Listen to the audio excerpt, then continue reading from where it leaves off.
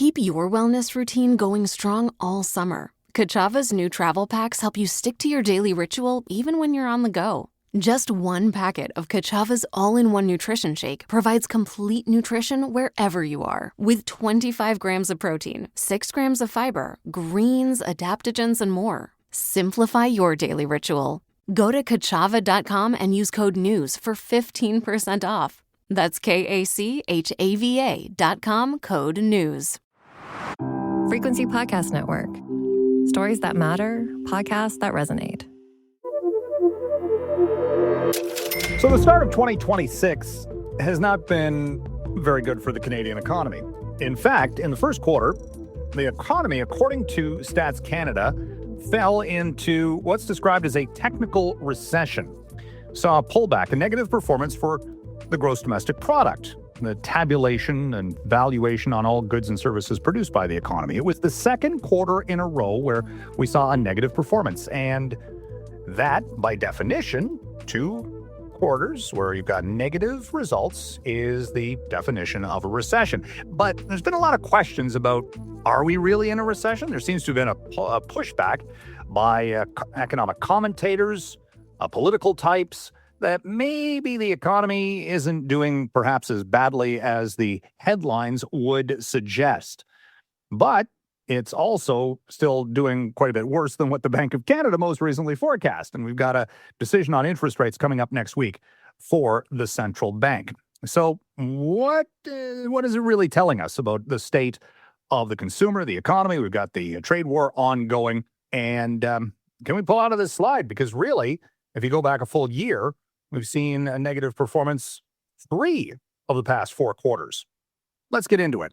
My name is Mike Eppel, and welcome to In This Economy. Joining me on the line today, talk about the state of the economy, and maybe we'll do some prognosticating ahead of next week's decision on interest rates as well. Royce Mendes is the Managing Director, Head of Macro Strategy at Desjardins. Thanks for joining me, Royce. My pleasure. Thanks for having me, Mike. Okay, so let's get back to let's start with the headline, that it was a technical recession. This idea, it used to be that you'd hear the term, "Oh, we're in a recession." It was pretty straightforward, Royce. Why do we use this new technical recession designation? Is there a specific reason for that? I'm going to be brutally honest with you. It's a very unfortunate term. I find it to actually be a juvenile term. It's just a measurement of whether 2 consecutive quarters were in negative territory. And that doesn't really tell us all that much.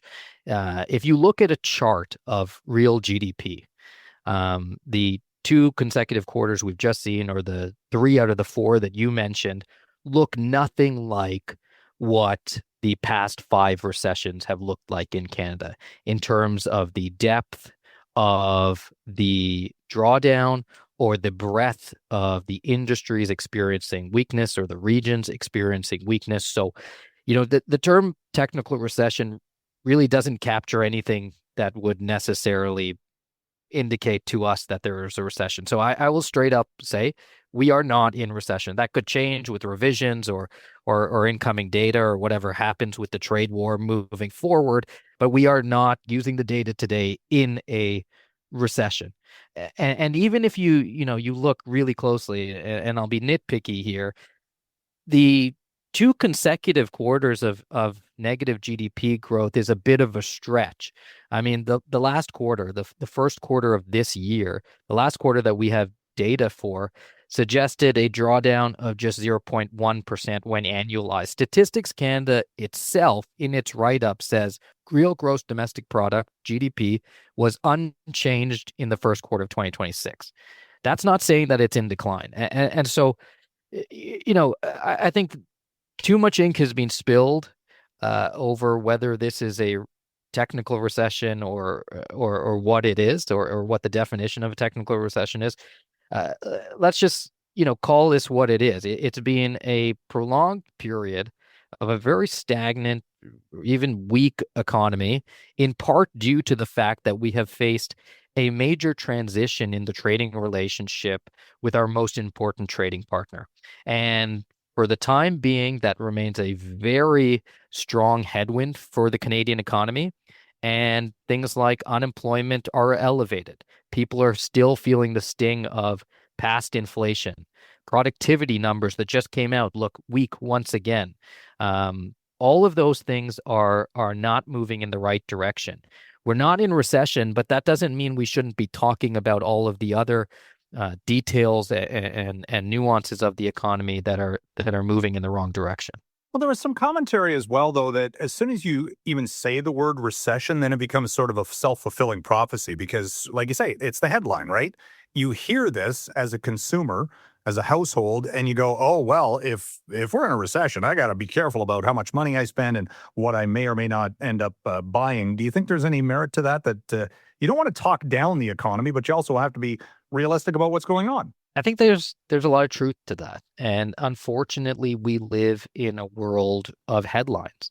And people like to have little snippets or quotes that they can talk about. And if you read the headline, Canada is in a technical recession, you don't realize how different this is from an actual recession, particularly if you're a younger Canadian who hasn't lived through a really long recession. I mean, the one during COVID was very unique. It was extremely short and came alongside a lot of other things that were probably more important than the economy slipping into a one-quarter recession. But you'd feel like maybe we're in a technical recession. That's what the media is saying.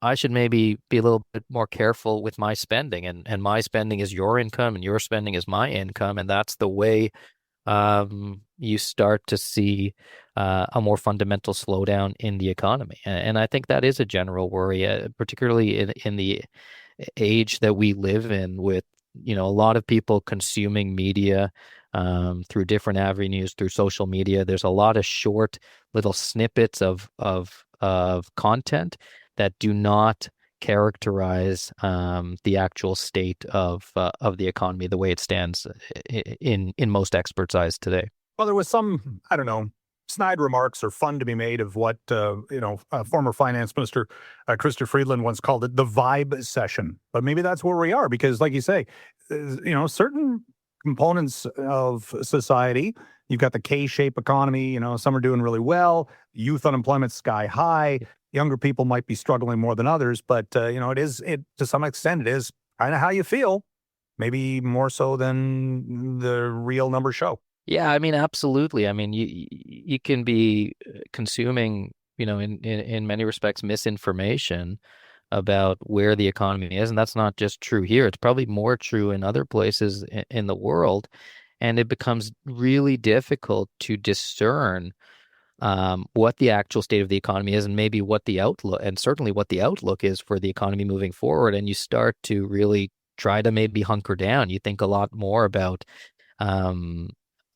how you're going to defend against, coming economic weakness, your job being threatened, prices, maybe on inflation, prices going up, things like that. And I think it makes people, unfortunately, less optimistic about the future.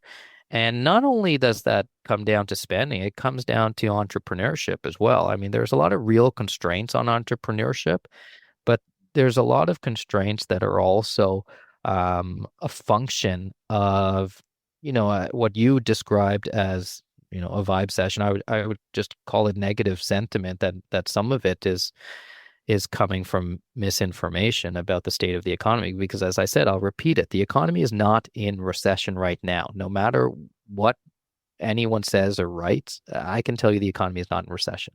And if people are feeling that way, they might not, even if despite all of the other constraints, they might not go out and actually start that business. And that's a real problem for the economy. That is adding a further layer of challenges over and above all of the challenges that there already are today here in Canada to start a business.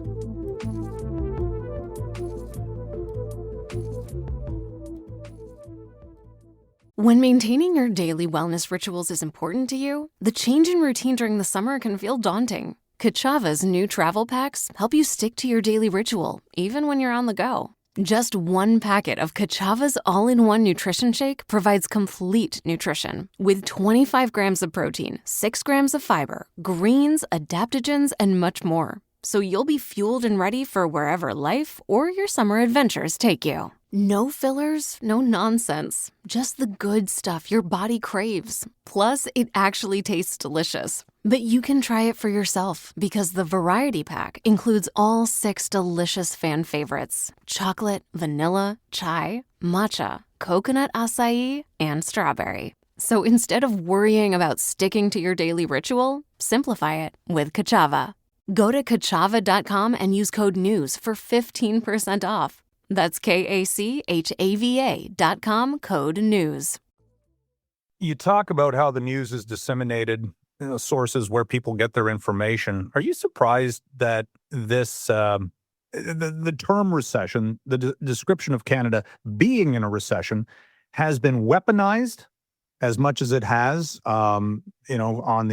At the federal level, the opposition Conservatives were calling for an emergency debate. The Prime Minister wouldn't say the word recession out loud, not a surprise. But then, just earlier this week, the U.S. president seized on it and, captured a headline. It was a Bloomberg headline about the economy doing what it's doing, and said, in effect, well, this is a reason why Canada should be the 51st state. It's almost like, and I don't, that's obviously never happened to this extent, I don't think, in the past. I'm not surprised at all. And, that's just politicians being politicians, seizing on any opportunity to make the case for the policies that they want to implement. The biggest issue I have is not actually with the politicians taking that. It's with the headlines. Why do we have to have this, debate, or why do we have to have this happen every time? It's sensationalizing headlines, and that is a huge problem that I find. It makes it very difficult, again, for the ordinary Canadian who's just trying to go to work every day, come home, read as much news as they can, and have a sense of the world that they live in. And with these sensational headlines, what you get is, things like the president of the United States retweeting an article. That's not good news, because, the headline saying that, this is a technical recession. Again, that's not a term. That's not a real term. That's not a real term that any market participant or any serious economist uses. And to put that in the headline, well, that's what, you're asking for, this sort of attention, to something that is, not really warranting that sort of attention. The word recession, creates a lot of emotions because people, really face hardship. They lose jobs. That's not the state we're in. We're in this, very weak, maybe, economy. But again, if you look at the charts, we're not in a recession. This is not like the global financial crisis. This is not like the early 1990s. This is not like the mid-1980s. And this is not like the mid-1970s. Those are the recessions. Go back and look at the charts. It doesn't look like the chart, at least not yet. And if that's the headline, though, then all of these politicians who use these things, for politics are going to do exactly that. They're going to use it. And so I'm not surprised at all. Well, I mean, Ontario Premier Doug Ford actually retweeted the tweet or X post by the U.S. president saying, counteracting it, saying, oh, Ontario had the best job creation per capita of the American state. But when we're talking about an economic slowdown, how about if we describe that's that? An appropriate way. I mean, it's not going to get as many headlines, but that's the appropriate way to describe the economy. But none of that should really come as a surprise right now, should it? I mean, look, we've gone through a trade upheaval that we've never really seen before, and all of these factors at play. I mean, I don't know what's going to happen now in this next quarter. I mean, maybe the rising price for oil will actually help, again, a component of the economy, maybe not GDP, all these factors. I'm kind of more critical of, I don't know, maybe the Bank of Canada with their forecast. They talked about, oh, it's going to grow 1.5%. Yeah. It'll kind of meander through, but it kind of missed it by quite the bit. That to me was a little bit more, I don't know, of a tell about how difficult it is to actually predict what the heck's going on right now. So a few things on that. One is that this is another example of the fact that, people think the Bank of Canada has some special ability to forecast the future that the rest of us don't. Unfortunately, there is no, institution or higher power on this world that can do that. And it's very difficult even for a place like the Bank of Canada with hundreds of highly trained economists to forecast the future. So, uncertainty, that's the way the world is that we live in. The second thing is that I think, the criticism of the bank is fair insofar as the bank was talking about in the April monetary policy report an upside risk, a situation, they called it an illustrative situation in which oil prices remain extremely high, inflation, sort of rises and takes off above the top end of the 1% to 3% target band that the Bank of Canada has for inflation. And the economy sort of meanders along. It's not doing really poorly.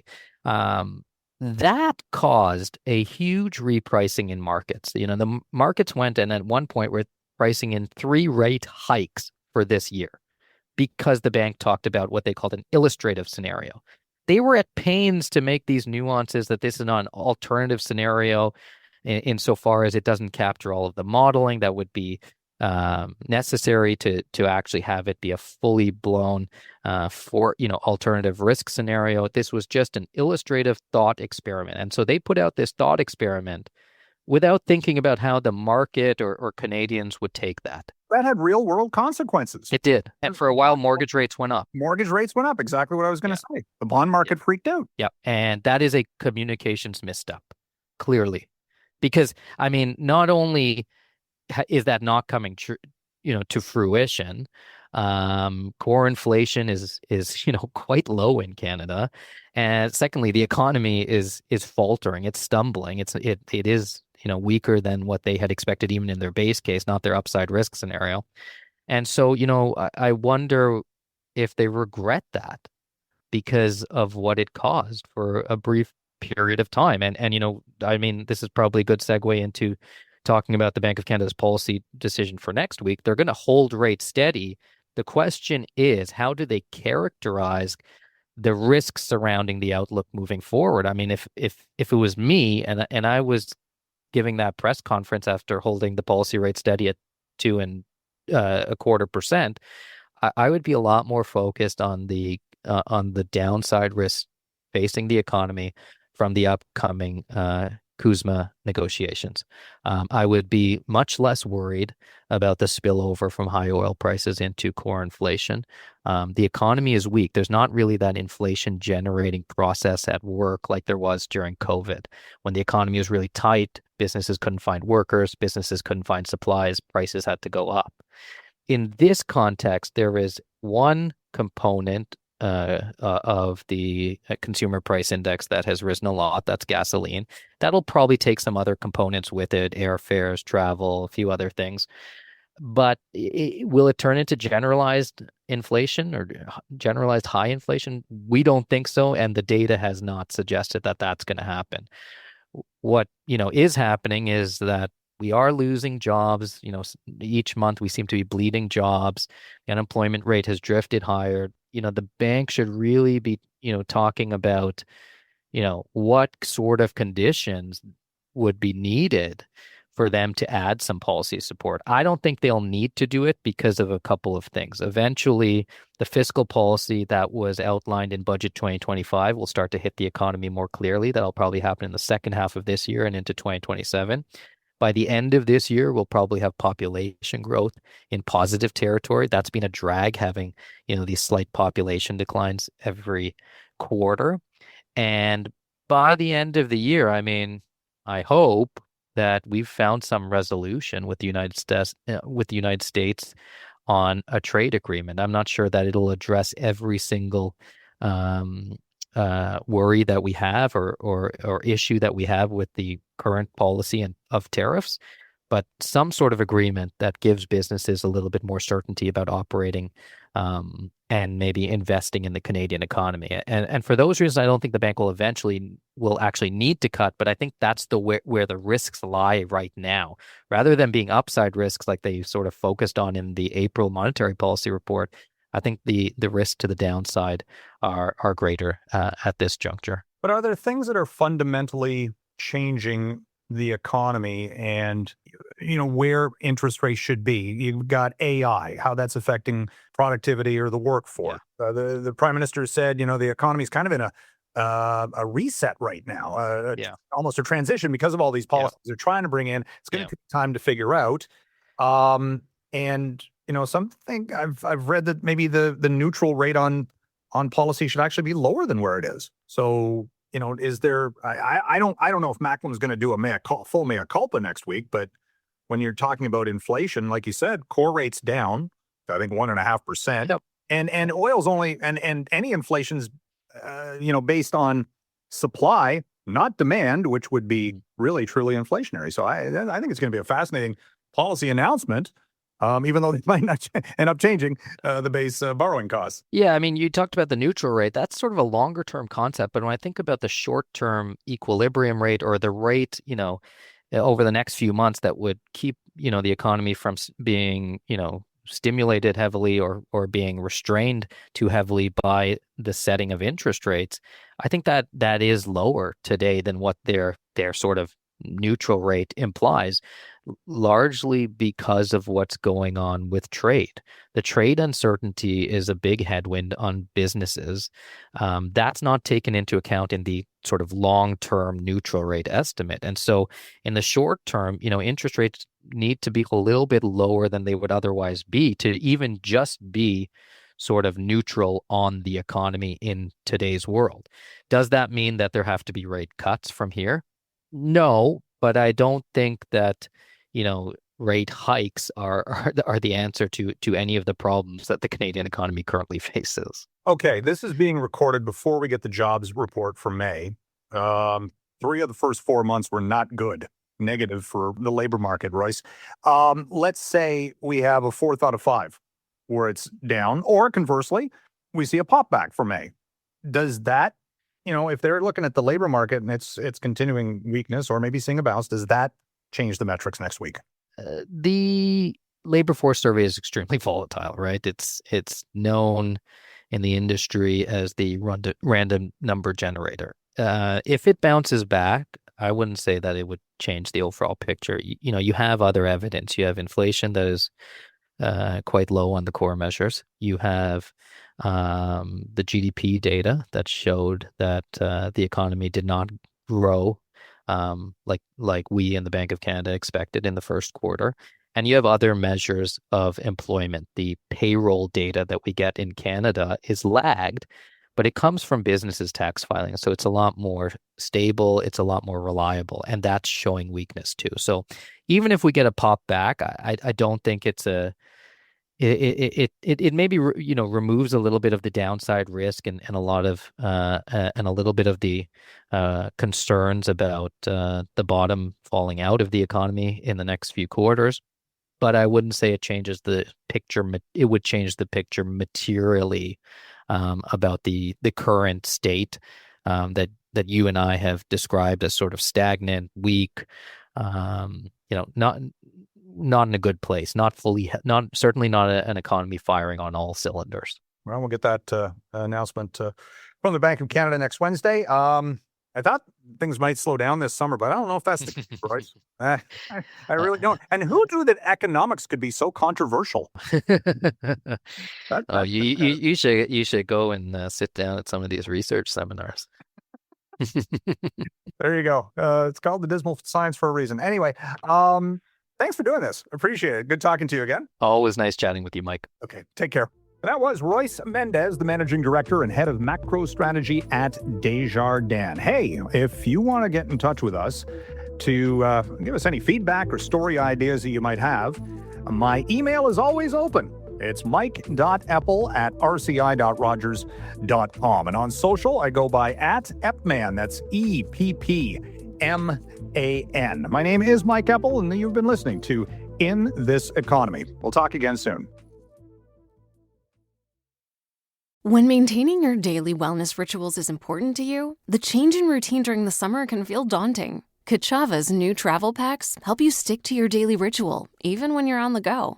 Just one packet of Kachava's all-in-one nutrition shake provides complete nutrition with 25 grams of protein, 6 grams of fiber, greens, adaptogens, and much more. So you'll be fueled and ready for wherever life or your summer adventures take you. No fillers, no nonsense. Just the good stuff your body craves. Plus, it actually tastes delicious. But you can try it for yourself because the variety pack includes all 6 delicious fan favorites: chocolate, vanilla, chai, matcha, coconut acai, and strawberry. So instead of worrying about sticking to your daily ritual, simplify it with Kachava. Go to kachava.com and use code NEWS for 15% off. That's KACHAVA.com, code NEWS.